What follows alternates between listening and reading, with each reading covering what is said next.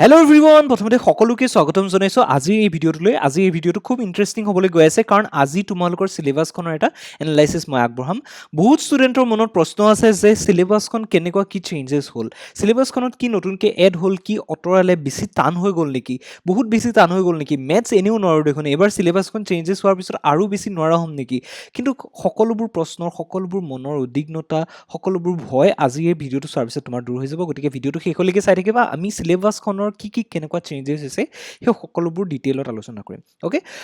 লগতে এটা স্পেচিয়েল ঘোষণাও আছে শেষত গতিকে ভিডিঅ'টো শেষলৈকে চাবা ঠিক আছে গতিকে ভিডিঅ'টো আৰম্ভ কৰিছোঁ চ' ক'বলৈ পাই সুখী হৈছোঁ যে তোমালোকৰ চিলেবাছখন তোমালোকৰ ভালৰ কাৰণে হৈছে তোমালোকৰ কাৰণে ইজি কৰি পেলালে এই কিতাপখন গম পাইছানে চিলেবাছখন আচলতে তোমালোকৰ বেনিফিটে কৰিছে চিলেবাছ মডিফিকেশ্যনটোৱে চ' তোমালোকে যদি চোৱা আগৰ চিলেবাছখন আৰু নতুন চিলেবাছখনৰ মাজৰ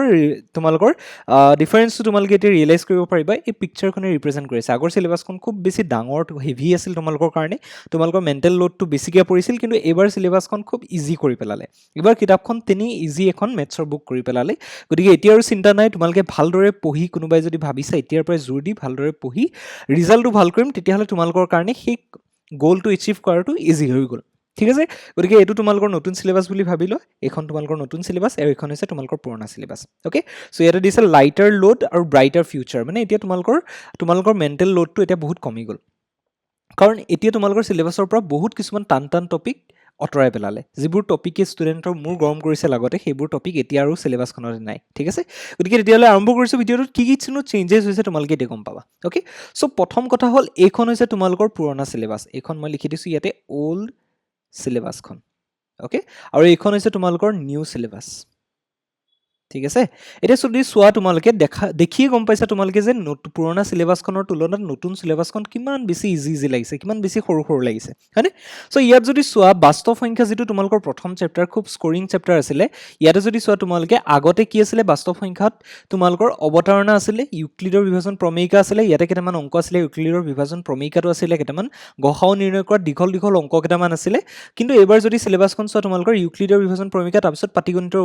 মৌলিক উপপাদ্য আছিল আগতে এতিয়া কিন্তু নতুন চিলেবাছখনত ইউক্লিডৰ বিভাজন প্ৰমেয়িকা টপিকটোৱে নাইকিয়া কৰি পেলালে এতিয়া ডাইৰেক্টলি পাটিগণিতৰ মৌলিক উপপাদ্যৰ পৰা ষ্টাৰ্ট কৰিছে তাৰপিছত পুৰণা চিলেবাছখনৰ নিচিনাকৈ অপৰিমেয় সংখ্যালৈ পুনৰ উভতি যাওঁ বুলি এটা টপিক আছিলে সেইটো আছে কিন্তু 1.5ৰ যোনটো টপিক পৰিমেয় সংখ্যা আৰু সিহঁতৰ দশমিক বিস্তাৰত পুনৰ ভূমিকি সেই টপিকটো কিন্তু নতুন চিলেবাছখনত নাই নতুন চিলেবাছখনত চিম্পল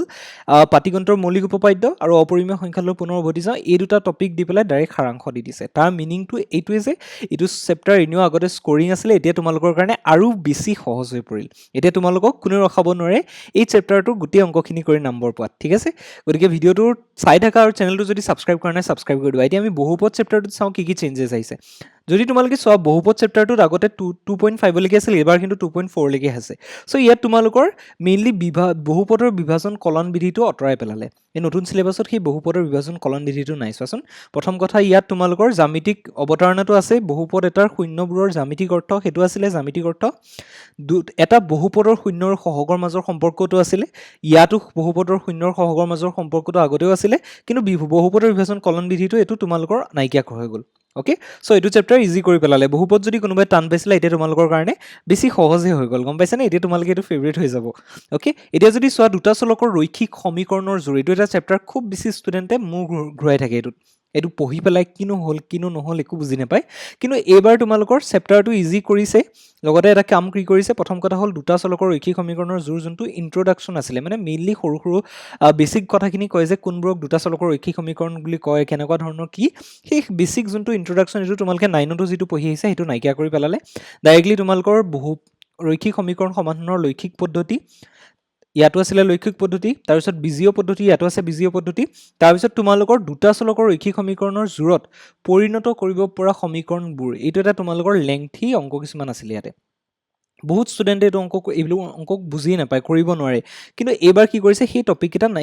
নাইকিয়া কৰি পেলালে সেনেকুৱা ডাঙৰ অংকখিনি নাইকিয়া কৰি পেলালে এতিয়া চিম্পল তোমালোকৰ এই 3.3ৰ কেইটামান চাব টপিক প্ৰতিস্থাপন পদ্ধতি আৰু অপনয়ন পদ্ধতিকেইটা দি দিছে চ' এইকেইটা ইজি বস্তু হয় তাৰপিছত সাৰাংশ আহি গ'ল অ'কে তাৰপিছত আহি গ'ল দ্বিঘাত সমীকৰণ চেপ্টাৰটো যদি চোৱা ইয়াতে তোমালোকৰ অৱতাৰণা আছিলে আগতে এতিয়াও অৱতাৰণা আছে সেইটো সহজ জনা শুনা কথা দ্বিঘাত সমীকৰণ মানে অলপমান ইন্ট্ৰডাকশ্যন দিছে তাৰপিছত উৎপাদকীকৰণেৰে দ্বিঘাত সমীকৰণৰ সমাধান সমাধানটো আছিল আগতে এতিয়াও আছে দ্বিঘাত সূত্ৰ পদ্ধতিৰে দ্বিঘাত সমীকৰণৰ সমাধান আছে কিন্তু আগতে বৰ্গ সম্পূৰণ পদ্ধতি বুলি এটা আছিল দেখিছানে গতিকে এই বৰ্গ সম্পূৰণ পদ্ধতিটো নাইকিয়া কৰি ইয়াতে কি কৰিছে দ্বিঘাত সূত্ৰ পদ্ধতিৰে যেটো এটা সহজ বস্তু সূত্ৰটো খালি ইউজ কৰি তোমালকে কৰিব পৰা অংকখিনি হেতু টপিক এড কৰিছে তাৰপিছত মূলৰ প্ৰকৃতি একেই আছে বাকিখিনি ওকে সমান্তৰ প্ৰকৃতি চেপ্টাৰটো যদি চোৱা এটো এটা সিঙ্গল চেপ্টাৰ যেটোত কোনো ধৰণৰ চেঞ্জেস আহা নাই তোমালোকৰ আগৰ সিলেবাসটো এটো আগতেও যেনেকুৱা আছিল এতিয়াও সেই একেখিনি আছে ওকে সো এটো সহজ চেপ্টাৰ স্কোৰিং চেপ্টাৰ ইমান চিন্তা কৰিব নালাগে এটোনো চেঞ্জেসও কি কৰিব তেওঁলোকে ওকে তাৰপিছত যদি চোৱা ত্ৰিভুজ চেপ্টাৰটোত সদৃশ চিত্ৰ ত্ৰিভুজৰ সাদৃশ্য হেতু আগতেও আছিল সদৃশ চিত্ৰ ত্ৰিভুজৰ সাদৃশ্যতাৰ চৰ্ত আগতেও আছিল এতিয়াও আছে কিন্তু তাৰ পিছত যদি চোৱা ত্ৰিভুজৰ কালি আৰু এই পাইথাগোৰাছৰ উপপাদ্য এই দুটা বস্তু কিন্তু নতুন সিলেবাসখনত নাই চোৱাচোন নতুন সিলেবাসখনত অকল ত্ৰিভুজৰ সাদৃশ্যতাৰ চৰ্ত তাৰপিছত সাৰাংশ দি দিলে মানে তোমালোকৰ টান দুটা বস্তুৱে আঁতৰি গ'ল ওকে সো চিন্তা কৰিব নালাগে ত্ৰিভুজ যদি কোনোবাই টান পোৱা 9তো যদি টান পাই আহিছে এবাৰ তোমালোকৰ কাৰণে ইজি হৈ যাব মই অলৰেডি তোমালোকক কৈ থাকো যে তোমালোকৰ যিখন 10ৰ কিতাপ এখন 9ৰ তুলনাত যথেষ্ট সহজ এতিয়া স্থানাংক জ্যামিতি চেপ্টাৰটোত কি চেঞ্জেস আহিছে স্থানাংক জ্যামিতি চেপ্টাৰটো যদি চোৱা আগতে তোমালোকৰ দূৰত্বৰ সূত্ৰ এটোটো অৱতাৰণা ওপৰত আছে তাৰ পিছত চোৱা দূৰত্বৰ সূত্ৰ আছিল বিভাজনৰ সূত্ৰ আছিল ত্ৰিভুজৰ কালি আছিল আৰু সাৰাংশ আছিল কিন্তু এবাৰ নতুন সিলেবাসখনত তোমালোকৰ অকল দূৰত্বৰ সূত্ৰ আৰু বিভাজনৰ সূত্ৰ আছে কিন্তু ত্ৰিভুজৰ কালিটো নাইকিয়া কৰি পেলালে ইয়াত দেখিছানে তাৰমানে ত্ৰিভুজৰ কালি এটো যিটো টপিক আছে এটো টপিকত আন্ডাৰত থকা অংকখিনি দীঘল হয় বহুত ষ্টুডেন্টে সেই অংকখিনি কৰি আনসাৰটো উলিয়াব নোৱাৰে কাবাৰ ভুলকে ওলাই কাবাৰ নেগেটিভত ওলাই কোনোবাৰ নুলাই গম পাইছানে গতিকে সেই টপিকটো সেই চিন্তাবোৰ আৰু নাই এতিয়া তোমালোকে ইজিলি এই বাকিকিটা সূত্ৰ ইউজ কৰি পেলাই অংকখিনি কৰি নম্বৰটো উঠাব পাৰা ওকে সো গতিকে একেবাৰে ইজি কৰি দিছে মই অলৰেডি কৈ আহিছো তোমালোকে এবাৰ হয়তো এক্সামত আৰু বেছি তোমালোকৰ মানে আৰু বেছি এক্সাইটমেন্ট থাকিব ভাল ৰিজাল্ট কৰিবলৈ আৰু বেছি সহজ হৈ যাব তোমালোকৰ ত্ৰিকোণমিতিৰ পৰিচয় চেপ্টাৰটো যেটো বহুত ষ্টুডেন্টে মূৰত আগতীয়াকে ভৰাই লৈ যে বহুত টান কিন্তু মই এটা কথা কৈ দিও এটো অকনমান যদি তোমালোকে মন দিয়া তেতিয়াহলে একেবাৰে ইজি চেপ্টাৰ এটা এটো চেপ্টাৰত তোমালোকৰ কোনো ধৰণৰ চেঞ্জেস আহা নাই দেখিছানে আগতে যেনেকুৱা আছিল এবাৰো তেনেকুৱা আছে ত্ৰিকোণমিতিৰ অনুপাত আছে কেইটামান বিশেষ কোণৰ ত্ৰিকোণমিতিক অনুপাত ইয়াতো যদি চোৱা ত্ৰিকোণমিতিক অনুপাত বিশেষ কোণৰ ত্ৰিকোণমিতিক অনুপাত পূৰক কোণৰ ত্ৰিকোণমিতিক অনুপাত ইয়াতো পূৰক কোণৰ ত্ৰিকোণমিতিক অনুপাত ত্ৰিকোণমিতিক অভেদাৱলী দুইটাতে আছে আৰু সাৰাংশ আছে গতিকে কোনো ধৰণৰ চেঞ্জেস আহা নাই ত্ৰিকোণমিতিৰ প্ৰয়োগ চেপ্টাৰটো যোৱাবাৰ এৰিয়ে দিছিলে সিলেবাসৰ পৰা মানে কনসিডাৰে কৰা নাছিল যে এটো চেপ্টাৰ আহিব নোৱাৰে মানে এটোৰ পৰা কুৱেশ্যনে দিয়া নাই ওকে কিন্তু এবাৰ তোমালোকৰ সিলেবাসখন এনেকৈ দি দিছে যিহেতু এটো একেবাৰে ইজিয়ে হ'ব বেছি ভাবিবলগীয়া নাই তোমালোকে যদি ইয়াত চোৱা 204 ৰ পৰা 205 লৈকে আছে 217 লৈকে আছে মানে কেইটামান অংক আছে এইটা অংক কৰি ধুনীয়াকৈ নম্বৰটো উঠাব পৰা ইমান টান কথা নহয় ওকে তাৰপিছত যদি চোৱা বৃত্ত চেপ্টাৰটোত কি চেঞ্জেস আহিছে বৃত্ত চেপ্টাৰটোত কোনো ধৰণৰ মোৰ মতে চেঞ্জেস আহা নাই কাৰণ বৃত্ত চেপ্টাৰটো যদি চোৱা আগতে কি আছিলে আগতে তোমালোকৰ অৱতাৰণা আছিল বৃত্তৰ স্পৰ্শক বৃত্তৰ এটা বিন্দুৰ পৰা টনা স্পৰ্শকৰ সংখ্যা ইয়াতো যদি চোৱা বৃত্তৰ স্পৰ্শক এটা বিন্দুৰ পৰা স্পৰ্শকৰ সংখ্যা টনা স্পৰ্শকৰ সংখ্যা সাৰাংশ গতিকে কোনো ধৰণৰ চেঞ্জেস আহা নাই এটো একেবাৰে স্কোৰিং চেপ্টাৰ এটা আৰু একেবাৰে সৰু চেপ্টাৰ এটা কিনো চেঞ্জেস কৰিব যদি এইটা টপিকো নাইকিয়া কৰি দিয়ে চেপ্টাৰটোই নাথাকিব ঠিক আছে তাৰ পিছত এটা তোমালোকৰ বিশেষ এটা ইন্টাৰেষ্টিং বস্তু কি হ'ল জানানে এবাৰ তোমালোকৰ অংকন চেপ্টাৰটো নাইকিয়া কৰি দিলে এটো তোমালোকৰ কাৰণে আসলতে এটা বেয়া খবৰ কাৰণ অংকন চেপ্টাৰটো কৰি বহুত ষ্টুডেন্টে সেই নম্বৰটো পাই যায় 5-6 যি নম্বৰ আহে সেই নম্বৰটো অংকন চেপ্টাৰটো পাই যায় কাৰণ অংকন চেপ্টাৰটোত মাত্ৰ দুটা অংক আছে মানে দুটা টাইপৰ অংক আছে সেই দুটা ভিতৰত কোনোবা এটা আহে কিন্তু এবাৰ হেতু চেপ্টাৰ নাইকিয়া কৰি পেলালে তেওঁলোকে ওকে তাৰপিছত যদি সব বৃত্ত সম্বন্ধীয় কালিত আগতে কি আছিল তোমালোকৰ একেবাৰে এটো বহুত বেছি সৰু কৰি পেলালে চেপ্টাৰটো এটো খুব স্কোৰিং চেপ্টাৰ এটা ইয়াৰ আগতে যদি চোৱা বৃত্তৰ পৰিসীমা আৰু কালি পৰ্যালোচনা আছিল বৃত্তকলা আৰু বৃত্তখণ্ডৰ কালি সমতলিক আকাৰবোৰৰ গোটসমূহৰ কালি এবোৰ আছিল কিন্তু এতিয়াটো যদি চোৱা তোমালোকে অকল বৃত্তকলা আৰু বৃত্তখণ্ডৰ কালিটো আছে সাৰাংশটো দি থৈ দিছে মানে এটো চেপ্টাৰ একেবাৰে সহজ কৰি পেলালে আৰু এটা স্কোৰিং চেপ্টাৰ হয় এটো ঠিক আছে সো এতিয়া যদি চোৱা পৃষ্ঠকালি আয়তনলৈ আহিলো 12 নম্বৰ চেপ্টাৰ ইয়াত যেহেতু 13 নম্বৰ হ'ব কাৰণ যেহেতু এটা চেপ্টাৰ বেছিকৈ আছিল এতিয়া যদি চোৱা পৃষ্ঠকালি আয়তন চেপ্টাৰটো বহুত ষ্টুডেন্টৰ কাৰণে এটা মূৰৰ কামৰণি বুলি ক'ব পাৰি কাৰণ এটো চেপ্টাৰ যথেষ্টখিনি অংক আছে লগতে বহুত কিটা ফৰ্মুলা আছে মানে একেবাৰে ষ্টুডেন্ট মানে ভাগৰ লাগি যায় হিহঁতৰ অংক কৰি গতিকে কিন্তু এবাৰ কি কৰিছে এবাৰ তোমালোকৰ যথেষ্ট সৰু সহজ কৰি পেলালে তোমালোকে যদি চোৱা ইয়াত তোমালোকৰ 6টা টপিক আছে কিন্তু ইয়াত যদি চোৱা ইয়াত 4টাহে আছে মানে গোটা বস্তুৰ সংমিশ্ৰণৰ পৃষ্ঠকালি গোটা বস্তুৰ সংমিশ্ৰণৰ আয়তন এই দুটা টপিক আছিল প্ৰথমতে ইয়াতো এই দুটা টপিক আছে কিন্তু তাৰ পিছৰ যোনটো সংকুচেদ আৰু গোটা বস্তু এটাৰ আকৃতিৰ পৰা আন এটা আকৃতিলৈ ৰূপান্তৰ সেই দুটা টপিক নাইকিয়া কৰি পেলালে গতিকে এইটো চেপ্টাৰ যথেষ্ট সহজ হৈ যাব তোমালোকৰ কাৰণে আৰু ইজি হৈ যাব এতিয়া পৰিসংখ্যা চেপ্টাৰটোত কি হৈছে নতুনকৈ কি তোমালোকৰ আঁতৰাইছে পৰিসংখ্যা চেপ্টাৰটোত যদি চোৱা তোমালোকে ইয়াতে সঞ্চয় বাৰম্বাৰতাৰ বিভাজনৰ লৈখিক ৰূপ বুলি এটা টপিক আছিল এই নতুন চিলেবাছখনত কিন্তু সেইটো নাই ইয়াত ডাইৰেক্ট সংঘবদ্ধ তথ্যৰ মাধ্য বহুলক মধ্যমা আছিলে ইয়াতো সিম্পল মাধ্য বহুলক মধ্যমা আছে কিন্তু ইয়াত তোমালোকৰ সঞ্চয় বাৰম্বাৰতাৰ লৈখিক ৰূপৰ যোনটো টপিক আছে সেইটো নাইকিয়া ওকে সো এইটো এটা স্কোৰিং চেপ্টাৰ হয় কেইটামান ফৰ্মুলা আছে পঢ়িলে ধুনীয়াকৈ বুজি পাই যাবা ওকে আৰু এতিয়া যদি চোৱা সম্ভাৱিতাটো তেনেই এটা ইজি চেপ্টাৰ ইয়াত আগতে এটা তত্ত্বগত উপস্থাপন বুলি এটা আছিলে এতিয়া এইবাৰ চিলেবাছত সেই বস্তুটো নাইকিয়া কৰি অকল অৱতাৰণৰ সাৰাংশ মানে একেবাৰে পানী চেপ্টাৰ এটা কৰি পেলালে গতিকে এইখিনি আছিল তোমালোকৰ সিলেবাস এনালাইসিস এতিয়া যদি চোৱা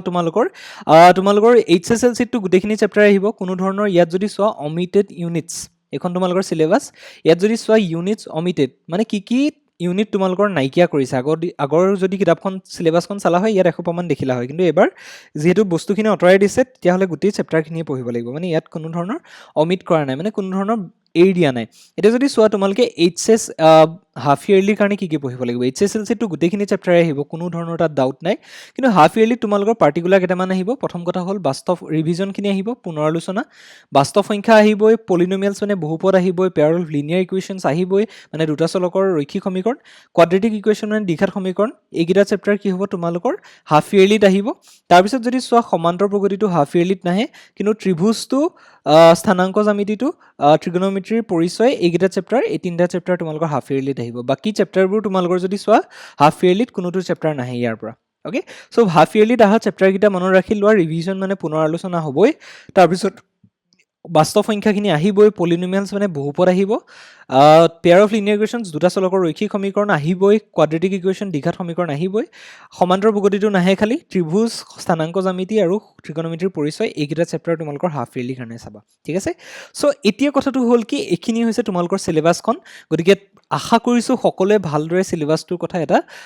আইডিয়া এটা হৈছে তোমালোকৰ মনত আৰু লগতে এটা কনফিডেন্সও আহিছে যে সিলেবাসখন সৰু কৰি দিলে গতিকে এবাৰ ৰিজাল্ট ভাল কৰাত তোমালোকক কোনেও ৰখাব নোৱাৰে এটা ভাল ৰিজাল্ট তোমালোকৰ পৰা মই এক্সপেক্ট কৰিছো গতিকে তোমালোকে ভাল ৰিজাল্ট এটা কৰি দিব লাগিব যেহেতু এখন সিলেবাস তোমালোকৰ কাৰণে বহুত বেছি ইজি হৈ যাব বহুত বেছি ধুনীয়াকৈ পঢ়ি পেলাই তোমালোকে ধুনীয়াকৈ এটা ৰিজাল্ট কৰিব পাৰা মিনিমাম 80+ টো সবৰে থাকিবই লাগে ওকে সো ভিডিওটো শেষলৈকে চোৱাৰ বাবে থেংক ইউ লগতে এটা তোমালোকৰ কাৰণে এটা সাৰপ্ৰাইজো আছে সো সাৰপ্ৰাইজটো হৈছে তোমালোকৰ ষ্টুডেন্ট গাইডৰ তৰফৰ পৰা আমি কিছুমান ক্লাसेस ষ্টাৰ্ট কৰিছো অনলাইন ক্লাसेस সো সেই অনলাইন ক্লাसेसবোৰ তোমালোকে জয়েন কৰিব পৰা ইয়াত মই মেথছখিনি চাই দিম একদম সহজ সৰল ভাষাত একদম বেসিকৰ পৰা তোমালোকক মেথছ পঢ়াম কোনোবাই যদি একেবাৰে নাজানাকিও আছে সিহঁতকো মই একেবাৰে মেথছত ভাল এটা বেস বনাই দিম লগতে এটা ভাল ৰিজাল্ট আনিবলৈ চেষ্টা কৰিম গতিকে সকলো ষ্টুডেন্টে যিসকল ইন্টাৰেষ্টেড আছে যাৰ মেথছৰ প্ৰতি অকণমান হলেও ধাউতি আছে যোনে ভাল পোৱা মেথছ সিহঁতে আহি পেলাই আমাৰ ক্লাसेसবোৰ জয়েন কৰিব পৰা 1-to-1 মেন্টৰশ্বিপ পাবা তোমালোকে কমন কোৱেশ্চনছ দিম এমসিকিউ ক্লিয়াৰ কৰিম প্ৰিভিয়াছ ইয়াৰ কোৱেশ্চন বিলাক কৰাম লগতে প্ৰতিটো ডাউট ক্লিয়াৰিং সেশনছ কৰিম প্ৰতিটো টপিকৰ ওপৰত তোমালোকক ডিটেইলত আলোচনা কৰিম গতিকে তোমালোকে যদি ইন্টাৰেষ্টেড হয় 3 এপ্ৰিলৰ পৰা ষ্টাৰ্ট হৈছে গতিকে তোমালোকে যদি ইন্টাৰেষ্টেড হয় এই নম্বৰটোত কন্টেক্ট কৰি পেলাই এই ক্লাसेसবোৰ জয়েন কৰিব পৰা গতিকে আশা কৰিলো সকলোৱে ভালদৰে পঢ়া-শুনা কৰিবা লগতে আমাৰ ক্লাसेसবোৰ জয়েন কৰিবা মই ক্লাसेसবোৰ সকলোকে দেখা পাম বুলি আশা কৰিছো